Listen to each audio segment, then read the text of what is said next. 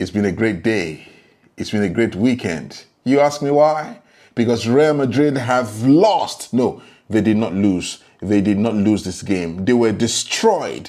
They were decimated. They were annihilated by Atlético Madrid 5-2. It was a masterclass from Diego Simeone's men from start to finish. And I'm so happy because Real Madrid, they're about to go second place by tomorrow. I mean, this is the first time for me this season that I've seen Atlético Madrid play with so much passion and energy, not just for a period in the game, but for a sustained period, especially after Real Madrid went 2-1 up. Yes, Atlético started the way we expected them to start, especially when they're playing at home. They got a goal, from Lelomand, and Mbappe equalized, and the goal went 2-1 up. Then Soloth, the big man, the giant man, got an equalizer just before halftime, and I knew that the second half was going to be fire, and it did not fail to deliver. I wouldn't be surprised if there was a conversation between Diego Simeone and Hansi Flick maybe 2 or 3 days ago where Diego Simeone called him and said, "Hey, Flick, bro, how you doing, man? I'm good. How'd you do it last year? How did you beat Real Madrid 4 times? And Flick probably says, "Don't worry, man. It's easy peasy. I send you my notes." And boom, 5-2. Okay, let's be serious. That did not happen, so scratch that. But one thing I would say is that Atlético Madrid played like they were ready for this game. They played like they were hungry to win this game, and it was obvious that we're going to win. Yeah, I kind of expected Atlético Madrid to get the result, maybe a slim win, but not 5-2. 5-2 was like a huge surprise to me. I personally think Real Madrid are a very good team, but definitely not great. We've seen them play many games this season. For example, in La Liga, they played 6 games. They won 6 before the game to play today. But in some of these games that they played, they were not particularly superior. The game they played against Marseille, they won, but again, they were not superior. So the very first test, because I was talking with a friend of mine, I told the person that I want to see Real Madrid play a very big team to see how well they are prepared to win the La Liga. And boy, they failed today. Atletico Madrid guys today were very awesome. They ran, they pressed, they tackled, they got the second balls. They did everything, that they needed to do to put pressure on Real Madrid for most of the second half especially. And I'm really happy for them for getting this win after a relatively poor start to the season. Xabi Alonso and his players obviously have a lot of work to do, because if you plan to go far in the Champions League this season, or you plan to win the La Liga, you can't be playing like that, because for Real Madrid standards, that is so unacceptable.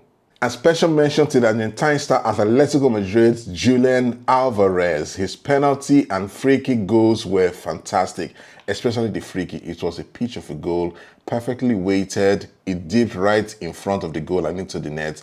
Courtois could not find a way to save it, even though he touched the ball.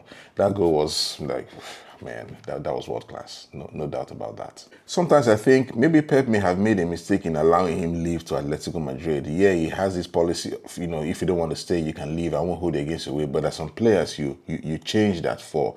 And Julian Alvarez was one of those kind of players you needed to change that for. Letting him leave for Atlético Madrid, bad decision. Really bad decision. So Real Madrid have lost their first game of the season, so they're still stuck at 18 points after 7 games. Barcelona still 2 points behind them with a game in hand. So if we win a game tomorrow against Real Sociedad, we are going to go 1 point ahead and go top of the table. So speaking of going top of the table, we have a big problem because we have 2 injuries to report. The first one is Rafinha. Rafinha won't be playing for the next 4 to 5 weeks because he is injured. So essentially, he's not playing tomorrow. He's not playing against PSG, and God knows when he will return.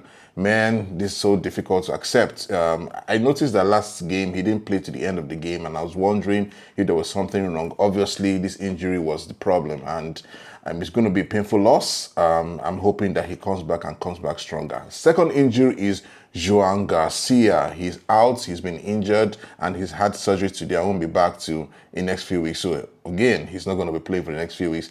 So we need Chesney. Lord Chesney, we need you now.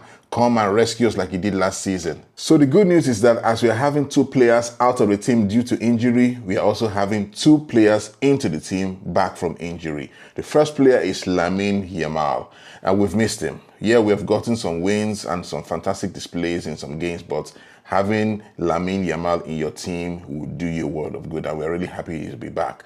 Then Alejandro Balde as well. He was back to training, and We may not be able to start tomorrow, but I hope that he'll probably start me. I hope that he'll probably come in at some point in the game. So we have the perfect opportunity to go top of the table tomorrow with a win. Boys, don't mess it up. Even if just 1-0, I'll take it. I really don't care. Just get me a win so I can move on to the game against PSG. So guys, that'll be all from me today. Don't forget to like, subscribe, and turn on notifications for more videos that'll be coming your way about Barcelona and related conversations. Let me know your thoughts about tomorrow's game. How do you think it will go? Are we going to get a win? By how many goals? Who's going to be the man of the match? I really love to hear from you. Until then, live well, be safe, and Visca Barça.